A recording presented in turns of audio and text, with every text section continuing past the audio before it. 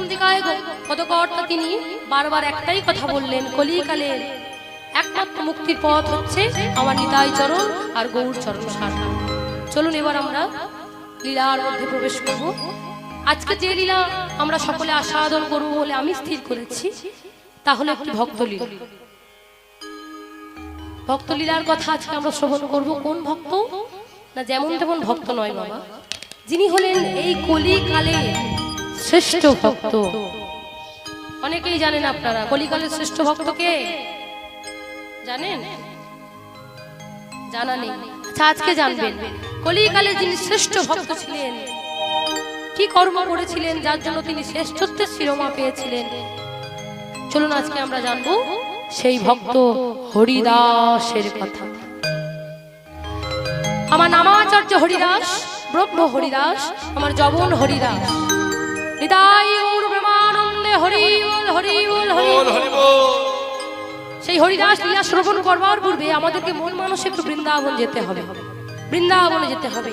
তাই চলুন আজকে সকলে মিলে একটু বৃন্দাবন, আজকে সবাই মিলে একটু মন মানসে প্রথমে বৃন্দাবন যাব। বৃন্দাবনে গিয়ে ভগবানের লীলা দর্শন করব, কেমন করে তিনি হরিদাসে পরিণত হয়েছেন, তার প্রথম জন্ম কি ছিল, তার পরের জন্ম কি হলো, তা আমরা আস্তে আস্তে জানব। তার আগে চলুন সবাই মিলে দুটি হাত তুলে দেখি কে কে বৃন্দাবন যাবেন। দেখি সবাই মিলে। কেউ যাবে না? এদিকে মায়েরা কেউ যাবে না? সবাই মিলে হাত তুলতে হবে। দেখি বলিয়ে বৃন্দাবন ধাম কি, বলিয়ে বৃন্দাবন ধাম কি, বলিয়ে বৃন্দাবন ধাম কি। তুলে লে রাধনা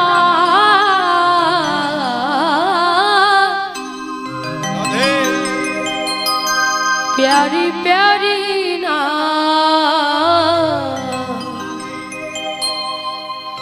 तुले ले राधना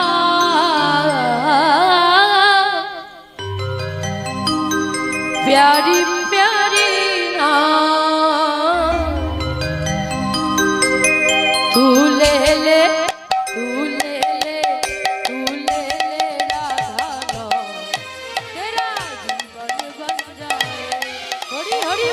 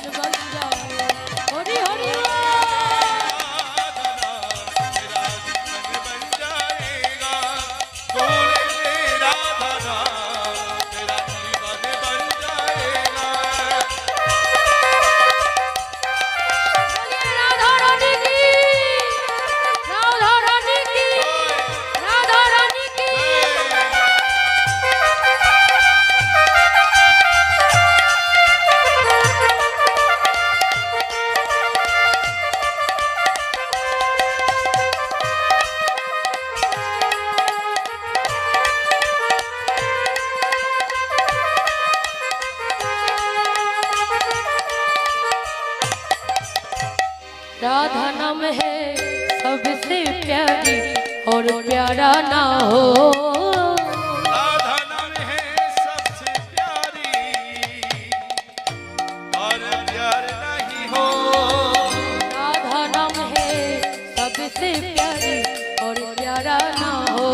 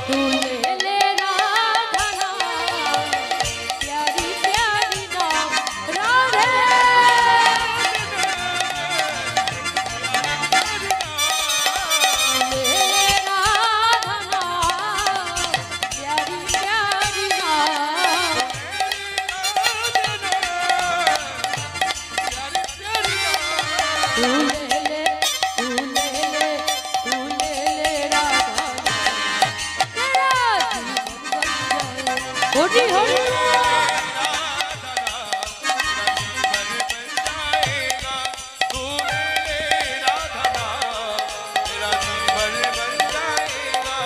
तू ले ले राधा नाम तेरा जीवन बन जाएगा तेरा जीवन बन जाएगा बोलिए राधा रानी की श्याम सुंदर की बाके बिहारी लाल की वृंदावन धाम की मधुआय श्री राम वृंदावन वृंदावन चंद्र श्री कृष्ण चंद्र আমার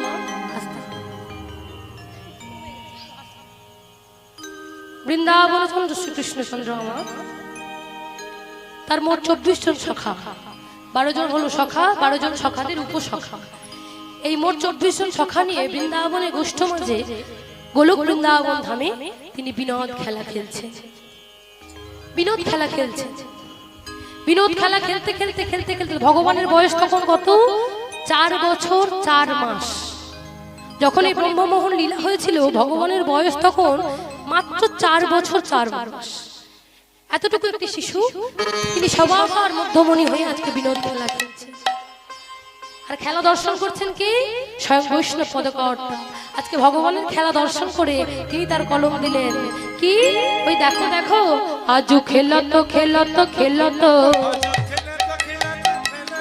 আজু খেলত খেলত খেলত খেলত রাম সুন্দর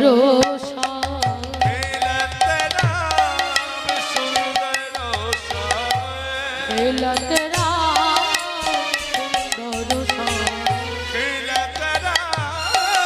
সুন্দর মধুর মধুর গতি সুধা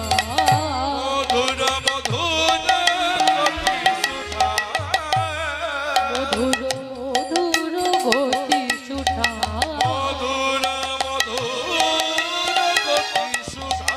আজু খেলত আজু খেলত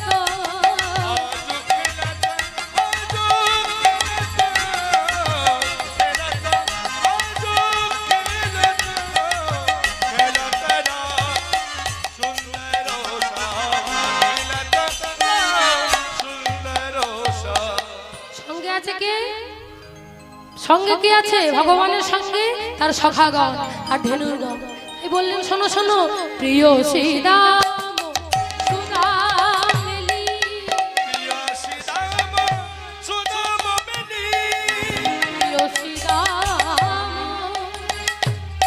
সুদামেলি প্রিয় শ্রীরাম সুদামেলি তপন তনয়া তীরে কেলি প্রিয় শ্রীরাম সুদামেলি তপন তনয়া তীরে গেলি ধবলি শ্যামলি আওলি আওলি ধবলি শ্যামলি আওরি আওরি ধবলি শ্যামলি আওলি আওলি ধবলি শ্যামলি আওরি আওরি পুকারি করো তো গান রে হরি করগানে পুকারি করো তো গান রে হরি করগানে ভগবান খেলছেন দেখুন আজকে সখাগণকে সঙ্গে নিয়ে প্রিয় শ্রীরাম সুদাম দাম বসুদাম সকলকে নিয়ে আর গাভীগণকে সঙ্গে নিয়ে খেলছেন এমন সময় এই ভগবানের খেলাটা দেখে একজনের সহ্য হলো না তিনি কে বৃন্দাবনে ভগবানের যিনি সবচেয়ে বড় শত্রু তিনি আর অন্য কেউ নন যিনি হলেন মহারাজ কংস মহারাজ কংসের মনে মনে বড় রাগ হলো ওই যে ছোট্ট ছেলেটা খেলা করছে শুনেছি ওই নাকি আমার হত্যার কারণ নিয়তি আমায় জানিয়ে দিয়ে গেছে কংস তোমার বধিবে যে গোকুলে মারিছে সে তাহলে ওর হাতেই যদি আমার মৃত্যু হয় ওই ছোট্ট ছেলেটাকে আমি আর বাঁচিয়ে রাখতে চাই না কি করলো জানো ছলনা করলো ছলনা করে অগাসুর দৈত্যকে পাঠিয়ে দিল বৃন্দাবনে এই গোলক বৃন্দাবনে অগাসুর এই মুহূর্তে যাও ওই গোলক বৃন্দাবনের মাটিতে আর গিয়ে ওই যে দেখছো ছোট্ট ছেলেটা, ওই যে দেখছো কালো ছেলেটা, ওই সবার মাঝখানে ঘুরে ঘুরে নেচে নেচে খেলা করছে, ওই যে কৃষ্ণ, ওকে এই মুহূর্তে তুমি বধ করে দিয়ে সোজা। মহারাজ কংসের আদেশ পেয়ে, আজ্ঞা পেয়ে অগাসুর দৈত্য ছলনা আশ্রয় করলো। কি করলো জানো? তিনি তিনি এইভাবে একটি পাখির রূপ নিয়ে মুখটাকে এত বড় করে হাঁ করে, দূর থেকে দেখলে মনে হবে যেন বড় একটা গুহা বৃন্দাবনের সৃষ্টি হয়েছে। তার নিচের ঠোঁটটা যেন মাটি ছুঁচ্ছে আর উপরের ঠোঁটটা যেন আকাশ ছুঁতে চাইছে। শ্রীরাম সুদাম সকলে খেলা করতে করতে যেই না ওই অগাসুরের মুখরূপী গুহার দিকে চোখ পড়েছে, অমনি শ্রীরাম সুদামকে ডেকে বলছে, শ্রীরাম রে, এই শ্রীরাম, দেখ ভাই দেখ, এতদিন বৃন্দাবনে খেলা খেলছি, অত বড় গুহা তো কোনোদিন দেখিনি। চল চল, আজকে আমরা সকল সখারা মিলে ওই গুহার মধ্যে প্রবেশ করব। সকল সখারা মিলে হাঁটতে হাঁটতে হাঁটতে হাঁটতে, তারা তো জানে না যে অগাসুর ছলনা করে আছে তাদেরকে মারবে বলে। তারা ওই অগাসুরের মুখের মধ্যে যেই না প্রবেশ করেছে, অমনি অগাসুর মুখটাকে বন্ধ করে দিয়েছে। আর সকল সখারা অগাসুরের পেটের মধ্যে চলে গেছে। আর পেটের মধ্যে চলে গিয়ে কৃষ্ণকে ডাকছে, কানহা, কানাই রে, ওরে কানাই, আমাদেরকে তুই বাঁচা ভাই, একবার চেয়ে দে, তোকে না বলে আমরা কোথায় এসে পড়েছি। ওরে ওরে কানাই, এই মুহূর্তে আমাদেরকে বাঁচা, নইলে যে আমরা দম বন্ধ এখানেই মারা যাব। ভগবান অন্তর্যামী অন্তরে জানতে পারলেন বাবা। আর অন্তরে জানতে পেরেই তিনি তো বাঁকে বিহারী মুরলীধারী, ভক্তবান কল্পতরু, তিনি এক পা দুপা করে যেই না অগাসুরের মুখের দিকে গেছে, অগাসুর বলছে, আ কৃষ্ণ, তোকে মারবো বলেই তো এসেছি রে, বিলম্ব কেন, তোর সখাদেরকে গিলে খেয়েছি, এবার তোকেই মারবো, আয়। যেই না ভগবান আমার অগাসুরের মুখের মধ্যে প্রবেশ করেছে, অগাসুরের আনন্দ আর ধরে না। এইবারও সখাদের মতন ওকেও আমরা গিলে খাবো আর কংসের কথাকে রক্ষা করব। কিন্তু ভগবান কি করলো জানো? ও বাবা, এই যে ভগবান কি করলো জানো? ভগবান তো চতুরের শিরোমণি, তিনি এই অগাসুরের এই যে শ্বাসনালী আছে না, ঠিক এই জায়গায় গিয়ে দাঁড়িয়ে পড়লেন। ওই 4 বছরের ছোট্ট বালক, চিন্তা করুন, অতটুকু একটা দেহ নিয়ে দাঁড়িয়ে গেলেন। আর দাঁড়িয়ে গিয়ে তিনি তার নর বপুটাকে, নর দেহটাকে আস্তে আস্তে বড়, আরো বড়, আরো বড়, আরো বড়, আরো বড়, আরো বড় করে শ্বাসরোধ করে হত্যা করলেন অগাসুরকে। নিতাই গৌর প্রেমানন্দে হরি বল। নিজের ছোট্ট দেহটাকে বড় করতে করতে করতে করতে করতে করতে গুহার মতো করে ফেললো দেহটাকে, আর শ্বাস রোধ করে অগাসুরকে হত্যা করল। বৃন্দাবনের মাটিতে হলো অগাসুর।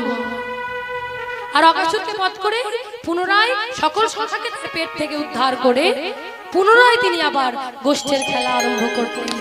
শাস্ত্রে বলছে, ওই দেখো দেখো, দেখলে মনে হয় ছোট, কিন্তু আসলে ছোট নয় গো, আসলে ছোট নয়। যা শ্বাসে প্রশ্বাসে 4টি বেদ 6টি দর্শন চলাচল করে, ও বয়সে কিশোর নবীন ভাতি,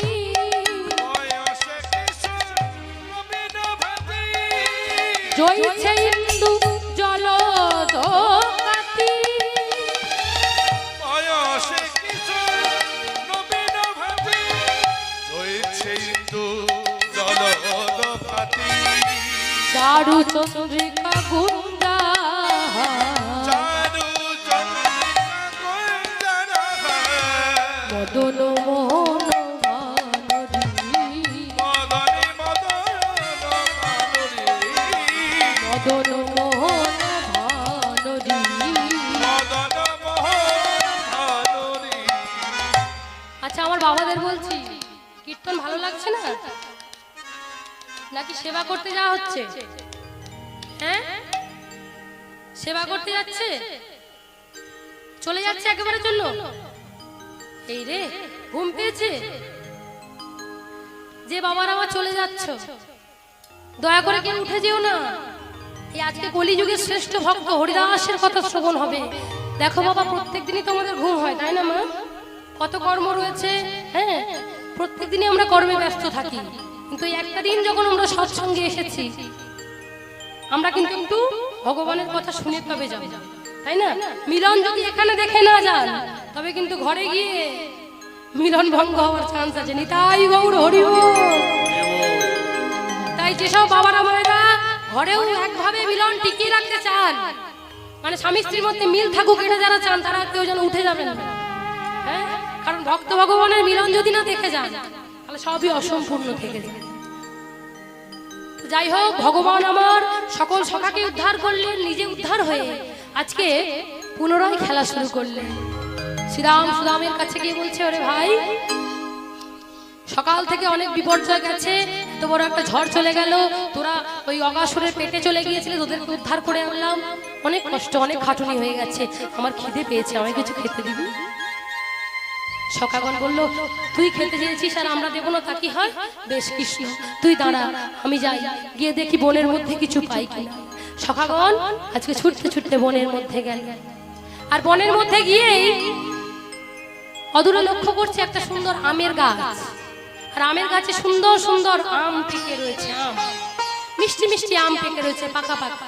অমনি শ্রীরাম বলছে, সুদাম রে, তুই নিচে দাঁড়িয়ে থাক, আর আমি গাছের উপর চড়ে যাই, গাছের উপর চড়ে একটা একটা করে আম পাড়ি, দেখে আমার কানায় সেবা দিতে পারি কিনা। এবার শ্রীরাম উঠে গেল গাছে, আর সুদাম দাঁড়িয়ে রইল মাটিতে। শ্রীরাম কি করছে? একটা করে আম পাড়ছে, আর আগে নিজে খেয়ে দেখছে, আগে নিজে খেয়ে দেখছে যে আমটা টক হচ্ছে, সেটাকে ছুঁড়ে ফেলে দিচ্ছে, আর যে আমটা মিষ্টি, সেই আমটাকে নিয়ে ছুটতে ছুটতে কানাইয়ের কাছে যাচ্ছে। কানাই রে, কানাই রে, খালে ভাই, খালে, বড় মিঠা হে খালে, খালে, কানাই খা ভাই খা। ওরে, তুই বলেছিলি না তোর খিদে পেয়েছে, এই দেখ তোর জন্য মিষ্টি মিষ্টি আম এনেছি, খেয়ে নে ভাই। ভগবানও দেখুন বাবা, তিনি যে ভগবান এটা ভুলে গেছেন, তিনি ভগবান সেটা ভুলে গিয়ে সখ্য প্রেমে উন্মত্ত হয়ে বন্ধুদের ওই এঠো ফলগুলোকে তিনি আর এঠোর বিচার করছেন না, তিনি হাত থেকে কেড়ে নিয়ে আজকে তিনি সেবা করছেন। কি অপূর্ব লীলা বৃন্দাবন দর্শন করছে আজকে সকলে। দর্শন করছেন দেবরাজ ইন্দ্র, দর্শন করছেন ইন্দ্রাণী, দর্শন করছে ভোলানাথ, দর্শন করছে পার্বতী, দর্শন করছেন আজকে ব্রহ্মা বিষ্ণু মহেশ্বর, সকলে আজকে দর্শন করছেন। সবার দর্শনের মধ্যে কোনো খাদ ছিল না, কিন্তু এই যে বললাম ব্রহ্মা, আজকে তিনি স্বয়ং ব্রহ্মা হয়ে তিনিও দর্শন করতে করতে তার মনে একটু অহংকার জন্মে গেল। আরে আরে তুমি ভগবান,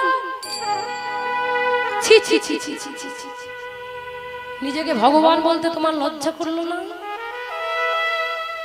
তুমি ভগবান হয়ে সামান্য ওই ব্রজ বালকগুলোর মুখের এঠো ফলগুলোকে খাচ্ছ। তুমি কিনা ভগবান হয়ে এত প্রখর রৌদ্রের তাপে এইভাবে বৃন্দাবনের মাটিতে খেলা করে বেড়াচ্ছ। তুমি কিনা ভগবান হয়ে এইভাবে বন্ধুদেরকে কাঁধে চড়িয়ে বেড়াচ্ছ। তুমি ভগবান হয়ে এইভাবে ব্রজের ধুলোগুলোকে নিজের অঙ্গে মাখছো। ছি ছি ছি ছি ছি ছি, কিসের ভগবান? কেমন ভগবান তুমি? আজকে আমি পরীক্ষা করব কিসের ভগবান তুমি। তুমি যদি ভগবান হয়ে থাকো তাহলে তুমি সৃষ্টি করতে পারবে, তুমি ধ্বংস করতে পারবে। তাহলে আজকে আমি কি করব জানো? সামান্য ওই ব্রজ গোপিনীদের কাছে একটু আগুন সেবা করে দেখিয়েছিলে বলে ওদের কাছে তুমি ভগবান হতে পারো। যেদিন বনে দাবানল লেগেছিল ওদেরকে রক্ষা করে ওদের কাছে ভগবান সাজতে পারো, ওই আলা ভোলা মূর্খ গোয়ালিনীরা তোমায় ভগবান বলতে পারে। সামান্য একটু গিরি গোবর্ধনকে এইভাবে বাম হাতের কনিষ্ঠ অঙ্গুলি দ্বারা ধারণ করে ওদের কাছে তুমি ভগবান সাজতে পারো, কিন্তু আমি তোমায় ভগবান বলি না। কে বলছে কথাটা? কে বলছে বাবা? ব্রহ্মা, সৃষ্টিকর্তা ব্রহ্মা এই কথা বলছেন। তিনি নিজেই ভুলে বসেছেন যে যারই নাভি মূল থেকে সৃষ্টি, যিনি হলেন তার পিতা, আজকে তাকে তিনি পরীক্ষা করতে আসছেন। দেব ব্রহ্মা আজকে বলছে, আর যে তোমায় ভগবান বলে বলুক, আমি তোমায় ভগবান বলি না। তুমি যদি ভগবান হয়ে থাকো তবে তুমি সৃষ্টি করতে পারবে, ধ্বংস করতে পারবে, লয় প্রলয় সংহার কর্তার মালিক হবে তুমি। আজকে পরীক্ষা করব কেমন ভগবান, আজকে তুমি পরীক্ষা দাও। এই বলে সৃষ্টিকর্তা ব্রহ্মা কি করলো জানেন? সৃষ্টিকর্তা ব্রহ্মা আজকে ভগবানের নবলক্ষ ধেনু সহ সকল রাখাল বালকগণকে মুহূর্তের মধ্যে হরণ করে নিল। নিতাই গৌর প্রেমানন্দে হরি বল। একবারও পিছন দিকে তাকালো না। কে যে তার পিতা, কে তার ভগবান, কে তাকে সৃষ্টি করেছে, এই সকল কিছু না দেখে অহংকারে মত্ত হয়ে ভগবানের গরুগুলো চুরি করলো, ভগবানের সখাগুলোকে চুরি করে নিল। আর চুরি করে নিয়ে এক মুহূর্ত পিছন দিকে তাকালো না, চলে গেল ব্রহ্মলোকে। ব্রহ্মা চুরি করে নিয়ে চলে গেল ব্রহ্মলোকে। আর ব্রহ্মলোকে গিয়ে একটা গুহার মধ্যে বড় পাথর সরিয়ে গুহার মধ্যে তার সখাগণকে গাভীগণকে ঢুকিয়ে একটা পাথর দিয়ে চাপা দিয়ে দিল, যাতে তারা আর বাইরে বেরিয়ে না আসতে পারে। এইভাবে দিন যায়, দিন যায়, দিন যায়। এদিকে আমার ভগবান খেলা খেলতে খেলতে খেলতে খেলতে যখন লক্ষ্য করছে তার সখাগণ নাই, তার গাভীগণ নাই, চিন্তা করছে কি হল। এই তো ছিল শ্রীরাম, ছিল সুদাম, ছিল রাম, ছিল সুদাম, ছিল সকল সখাগণ আদি গাভীগণ ছিল, কোথায় গেল? কে নিয়ে গেল? কিছুক্ষণ জপে তপে জানতে পারল। কিছুক্ষণ জপ করে তপ করে যখনই তিনি জানতে পারলেন ব্রহ্মা এহেন কর্ম করেছে। ছি ছি ছি ছি ছি ছি, ব্রহ্মা তুমি এহেন কর্ম করলে? তুমি ভুলে গেলে তোমাকে সৃষ্টিকর্তার আসনটা কে দিয়েছিল? তুমি ভুলে গেলে আমার নাভিমূল থেকে তোমার সৃষ্টি হয়েছে ব্রহ্মা। তুমি কিনা আমায় আজকে একটু খেলতে দেখেছো বলে তুমি আমায় অস্বীকার করলে আমি ভগবান কিনা? আজকে বন্ধুদের মুখের একটু ফলগুলো খেলাম বলে তুমি আমায় পরীক্ষা করতে এলে আমি ভগবান কিনা? আজকে একটু ব্রজের ধুলাগুলো গায়ে মাখলাম বলে তুমি আমায় চিনতে পারলে না ব্রহ্মা? তুমি এইভাবে পরীক্ষা করলে আমি ভগবান কিনা? বেশ, আমি তোমায় যথারীতি পরীক্ষার উত্তর দেব। আমিও তোমায় জানিয়ে দেব ব্রহ্মা, আমিও তোমায় চিনিয়ে দেব আমি ভগবান কিনা। ভগবান কি করলো জানো বাবা? তিনি তার নিজের অঙ্গ থেকে, নিজ অঙ্গ থেকে সৃষ্টি করলেন নবলক্ষ ধেনু সহ রাখাল বালক। নিতাই গৌর প্রেমানন্দে হরি বল।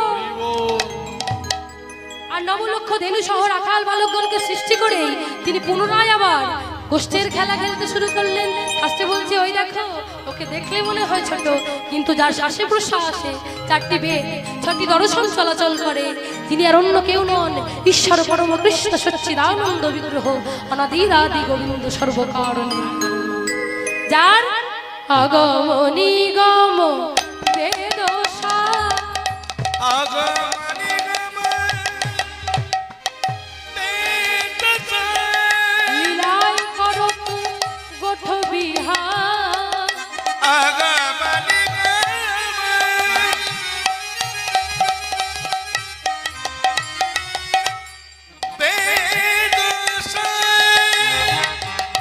লীলায় করত গোঠ বিহার। অবশেষে ভলিকায় তিনি কি বলছেন? নাসির মামুদ করত হিয়া, নাসির মামুদ করত হিয়া, নাসির মামুদ করত হিয়া, নাসির মামুদ শরণে শরণ দানরি শরণে অনন্য দান রে শরণে শরণ দানরি শরণে শরণ দান রে পদকর্তা নাসির মামু, যিনি আমাদের বাঙালি ধর্মের নয় বাবা, যিনি একজন মুসলমান পদকবি, তিনি গোষ্ঠীর পদাবলীটা এত সুন্দর করে রচনা করলেন। তিনি বললেন চরণে শরণ দান। হে কৃষ্ণ, আজকে ব্রহ্মা তোমায় চিনতে পারলো না, তো কি হয়েছে? আমি একজন মুসলমান হয়ে আমি তোমার চরণে শরণ করলাম। দেখো দেখো, যেন ওই চরণের দাস হয়ে সারা জীবন থাকতে পারি, যেন তোমাকে প্রভু জ্ঞানে সারা জীবন সেবা করতে পারি। এই মিটে গেল গোষ্ঠীর খেলা। এদিকে একটা বছর কেটে গেল, ব্রহ্মা তাদেরকে চুরি করে নিয়ে চলে গেছে। 1 বছর কাল কেটে গেল। এদিকে ভগবান তো নিত্য নৈমিত্তিক সখাদের নিয়ে খেলে, কেন খেলবে না? তার নিজের অঙ্গ থেকে আবার সৃষ্টি করেছিলেন। ব্রহ্মা তো আর সে কথা জানে না যে ভগবান আবার সৃষ্টি করেছেন। 1 বছর পরে ব্রহ্মা মনে মনে চিন্তা করছে, আচ্ছা ওই কৃষ্ণের সকল সখাগণকে গাভীগণকে চুরি করে নিয়ে এসেছিলাম, না জানি তাদের হারিয়ে কত না কাঁদছে, কত না হাহাকার করছে, কত চিৎকার করে কাঁদছে। একবার যাই তো বৃন্দাবনে গিয়ে দেখে আসি। যেই না বৃন্দাবনে এসেছে, আর বৃন্দাবনে এসেই চমকে উঠলো, একই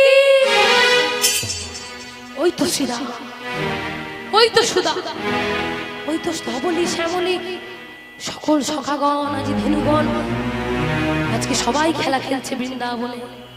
কিন্তু ওই ছোট্ট ছেলেটা কোথায়? ওই কৃষ্ণ কোথায়?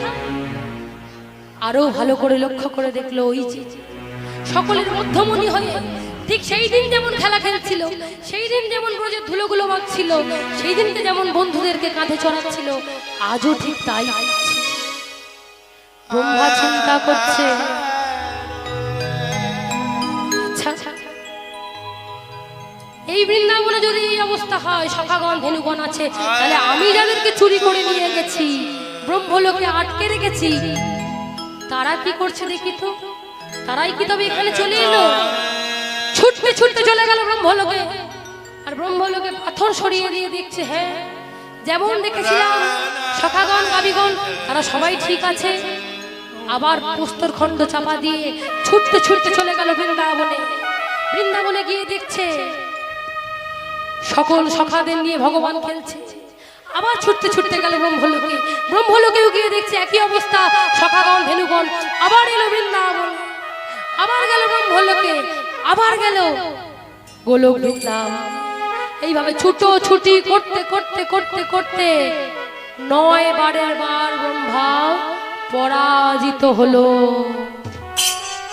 আর পরাজিত হয়ে ভগবানের রাঙা রাতুল চরণে আছাড় খেয়ে পড়ল। হে কৃষ্ণ, হে কৃষ্ণ, হে করুণা, করুণাময়, তুমি করুণা করুণা করু, তুমি করুণা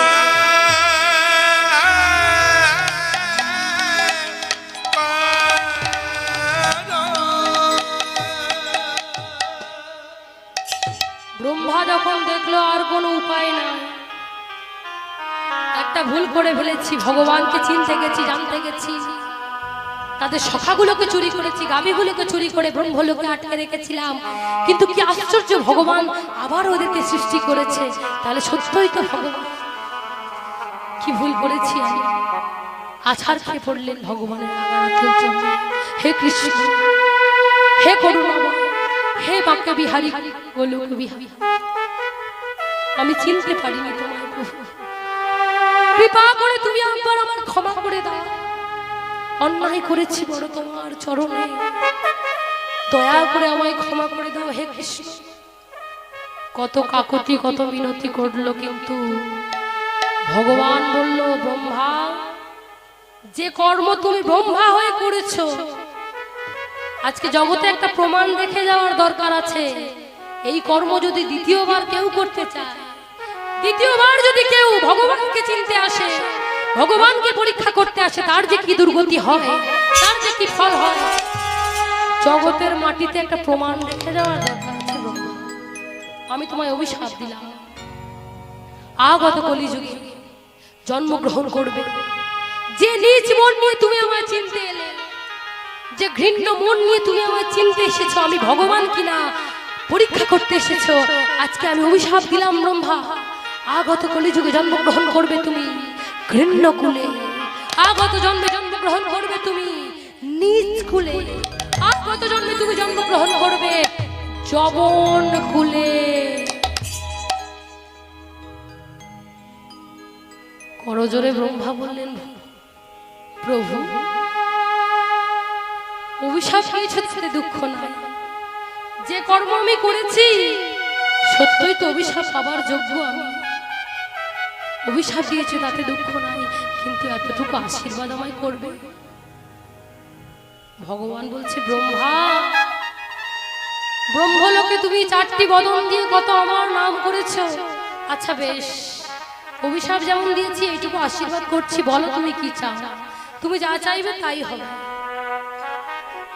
ব্রহ্মা করজোরে ভগবানকে বলছে, ওগো প্রভু, যবন কুলে জন্মগ্রহণ করে তাতে আমার কোনো দুঃখ নাই, মুসলমানের ঘরে জন্মগ্রহণ করছি তাতে আমার কোনো দুঃখ নাই, কিন্তু কৃপা করে এইটুকু আশীর্বাদ আমায় করো, যে কুলেই জন্ম হোক না কেন তোমার চরণ ছাড়া, তোমার সঙ্গ ছাড়া যেন না হয়। নিতাই গৌর প্রেমানন্দে হরি বল। ব্রহ্মা বলল, দেখেছো, এই জন্যই বলে গো মানব জাতি, এই জন্যই বলে ভক্ত বড় চতুর। ঠিক চাতুরালি করে আমার থেকে আশীর্বাদটুকু চেয়ে নিলে, ঠিক চাতুরালি করলে, যে কুলেই জন্ম হোক না কেন তোমার সঙ্গ ছাড়া যেন না হয়। তুমি যেহেতু মর্তধামে যাবে, তোমার সঙ্গ দিতে হলে আমাকেও তোমার সঙ্গে মর্তধামে যেতে হবে। বেশ বেশ বেশ, এই যদি তোমার মনের ইচ্ছা হয়, আমি আশীর্বাদ করলাম তোমার মাথায় হাত রেখে, তুমি যদি মর্তধামে জন্মগ্রহণ করো, তোমায় সঙ্গ দেওয়ার জন্য আমিও তোমার সঙ্গে নদিয়া নবদ্বীপের মাটিতে জন্মগ্রহণ করব, শচীর পুত্র নিমাই হয়ে। নিতাই গৌর প্রেমানন্দে হরি বল। আমরা প্রত্যেকেই জানি এই নদিয়ায় সেই রাধা কৃষ্ণ যুগল মিলিত হয়ে মাখামাখি হয়ে এবে নদিয়ায় গৌর হয়ে এসেছে, তাই না? আর সেই সৃষ্টিকর্তা ব্রহ্মা অভিশপ্ত হয়ে জন্মগ্রহণ করলো কোথায় জানেন? বর্তমানে যেটা বাংলাদেশ, ওই বাংলাদেশের যশোর জেলার বুরহন গ্রামে হাবিবুল্লাহ মিয়ার ঘরে, মুসলমানের ঘরে জন্মগ্রহণ করলো সৃষ্টিকর্তা চতুর্মুখ ব্রহ্মা। আর জন্ম নেওয়া মাত্রই মন্দিরে মন্দিরে ঘন্টার ধ্বনি, মায়েদের উলুধ্বনি, বাবাদের হরির ধ্বনি, নিতাই গৌর হরি বল। চতুর্দিকটা মঙ্গলে মঙ্গলে ভরে উঠলো। কেন না সৃষ্টিকর্তা ব্রহ্মার জন্ম হয়েছে মর্তভূমিতে। মুসলমান ঘরে জন্ম হয়েছে বটে, কিন্তু তিনি তো 4 বদনে হরিনাম করেছে এক সময়, তো তার জন্ম হতে এই মর্তভূমি ধন্য হয়েছে, ওই যশোর জেলা ধন্য হয়েছে, ওই বুরহন গ্রাম ধন্য হয়েছে। ওই জন্ম নেওয়া মাত্র জন্মসিদ্ধ বালক যখন একটু একটু করে বড় হতে আরম্ভ করলো, যখন একটু একটু করে বড় হতে আরম্ভ করলো, মনে মনে প্রশ্ন জাগলো, আচ্ছা আমি দেখতে পাই হিঁদুরা 4 জন মিলে মরা কাঁধে নিয়ে শ্মশান ঘাটের উদ্দেশ্যে যায়, আর ওই হিঁদুরা একটা নাম বলে, বলো হরি বলো হরি বলো হরি। মরা কাঁধে করে নিয়ে যায় আর বলে, বলো হরি হরি বল। কি আছে এই হরির বল? দেখুন, মুসলমানের ছেলে হয়ে জন্মেছে, কিন্তু তার জানবার আকাঙ্ক্ষা কি আছে, কি আছে এই হরির বল, কি আছে এই হরি নামে আমায় জানতে হবে। তাই জানবার জন্য কখনো সাঁই, কখনো গোসাই, কখনো আউল, কখনো বাউল, কখনো ফকির, কখনো দরবেশ, কখনো বাবাজি, কখনো বৈরাগী, কখনো সাঁই, সকলের চরণ ধরে কেঁদে কেঁদে বলে, বলো না কি আছে এই 4টি অক্ষর, বলো হরি হরি বলের মধ্যে কি আছে এই হরির বল, যে বলে বলিয়ান হয়ে মরা 4 জনার কাঁধে চেপে চলে যায় শ্মশান ঘাটে। কি আছে এই হরির বলতে পারো? যার যতটুকু জানা ছিল বললো, কিন্তু ওই জন্মসিদ্ধ বালক যিনি কালে কালে নিজে কিছু পেতে এসেছেন, যিনি আমাদেরকে কিছু দিতে এসেছেন, তার অন্তর থেকে বলে উঠলো, যখন কেউ থাকে না, যখন কিছু থাকে না, চারজনায় মিলে মরাকে নিয়ে যায় ভব পারাপারের উদ্দেশ্যে, তখন সেই চারজনার মধ্যে অযাচিত ভাবে যে শক্তি দিয়ে বল দিয়ে দেয়া হয়, তা হলো বলো হরি হরি বলের শক্তি। বলো হরি, বলো হরি, বলো হরি। আরো জানবার জন্য কারো হাতে তুলে দিলেন শিখল, কারো হাতে তুলে দিলেন করতাল, আর শিখল করতালের ধ্বনিতে গোটা নগরকে আজকে মাতিয়ে তুললেন মুসলমানের ছেলে হয়ে কৃষ্ণ নামে, কৃষ্ণ প্রেমে। কৃষ্ণ কেশব, কৃষ্ণ কেশব,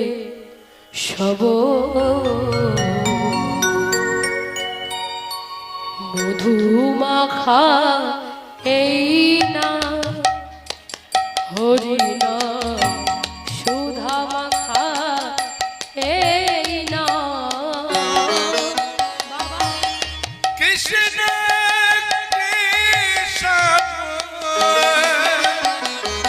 কৃষ্ণ কেশব সুধা মাখা এই নাম হরি নাম, মধু মাখা এই নাম। কৃষ্ণ কেশব, কৃষ্ণ কেশব, মধু মাখা এই নাম হরি নাম, সুধা মাখা এই নাম। কৃষ্ণ কেশব, তাই গৌর হরি কৃষ্ণ কেশব সুধা মাখা এই নাম হরি নাম, মধু মাখা এই নাম।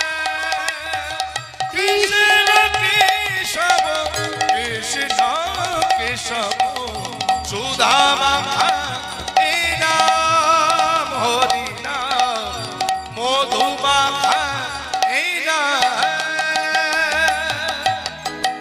জপরে জপরে জপরে রসন, জপরে জপরে জপরে রসনা, জপরে জপরে জপরে রসন, জপরে জপরে জপরে রসনা, মধুমাখা এই নাম হরি নাম, সুধা মাখা তাই গৌর হরি। এই নাম। কৃষ্ণ কেশব, কৃষ্ণ কেশব সুধা মাখা এই নাম হরি নাম, মধু মাখা এই নাম। কৃষ্ণ কেশব, কৃষ্ণ কেশব সুধা মাখা এই নাম হরি নাম, মধু মাখা এই নাম। সালাম আলাইকুম। মালাইকুম আসসালাম। কি হারেশ, মুসলমানের ছেলে তুমি, আর মুসলমানের ছেলে হয়ে এইভাবে গোটা নগরে নগরে খোল করতাল দিয়ে কীর্তন করছো? ছি ছি ছি বাবা, এই নাম তুমি করো না। সকল মিয়া ভাই মিলে হারেশকে নিষেধ করলো, কিন্তু কে শোনে কার নিষেধ? পরের দিন আবার এইভাবে হারেশ হরি নাম কৃষ্ণ নাম করে বেড়ায়। মিয়া ভাই বলল, বেশ, তুমি এক কথার ছেলে নও, এই কথাটা জানিয়ে দিতে হবে তোমার পিতার কাছে। পিতা হবিবুল্লাহ মিয়ার কাছে গিয়ে নালিশ জানালো, হবিবুল্লাহ তোমার ছেলেটাকে বারণ করে দিও, মুসলমান হয়ে যেন এইভাবে নগর নগর হরিনাম করতে না বেরোয়। ওর জ্বালায় আমরা নামাজ পড়তে পারছি না, ওর জ্বালায় আমরা শান্তিতে আজান রাখতে পারছি না। ও মুসলমানের ছেলে, আমাদের ধর্মের ছেলে হয়ে আমাদের ধর্মটাকেই রসাতলে পাঠিয়ে দিচ্ছে। ও কিনা, আরে যে নাম হিঁদুরা হিঁদু হয়ে করতে চায় না, যে নাম হিঁদুরা হিঁদু হয়ে করতে চায় না, ওদের নাম ওরাই করে না, আবার ওদের নাম আমরা মুসলমান হয়ে করব। ছি ছি ছি ছি ছি। শিগগির বারণ করবে, আর যদি না বারণ করো তবে শুনে নাও, তোমার ছেলের কথা কিন্তু আমরা হুজুরের দরবারে পৌঁছে দেব। আর ভালো করেই জানো যে হুজুরের দরবারে যদি কথা পৌঁছে যায় তবে তোমার ছেলের কিন্তু মৃত্যুদণ্ড পর্যন্ত হতে পারে। যথারীতি সন্তান যখন বাড়ি ফিরে এলো, হবিবুল্লাহ মিয়া ছেলেটাকে কাছে বসিয়ে বলল, বাবা হারেস, সকল মিয়া ভাই আমার কাছে এসে নালিশ জানিয়ে গেছে, বাবা তুমি নাকি কৃষ্ণ নাম করো, তুমি নাকি হরি নাম করো, এইভাবে আর হরি নাম করো না বাবা, এইভাবে কৃষ্ণ নাম করো না। ওরা সকলে আমার কাছে নালিশ জানিয়েছে। এরপরে ওরা কিন্তু নবাবের কাছে, হুজুরের কাছে নালিশ জানাবে, আর তখন কিন্তু তোমার মৃত্যুদণ্ড পর্যন্ত হতে পারে বাবা। তাই আমি তোমার বাবা হয়ে, পিতা হয়ে তোমার কাছে করজোড়ে নিবেদন করছি, তুমি ওই নাম আর করো না, তুমি আমাদের নাম করো, আমাদের আজান রাখো, আমাদের নামাজ পড়ো, আমাদের কোরআন পাঠ করো, এত কিছু আছে করো, আমাদের আল্লাহকে নিয়ে থাকো, কারণ আমরা মুসলমান, আমাদের ওই হিন্দুদের নাম করতে নাই বাবা।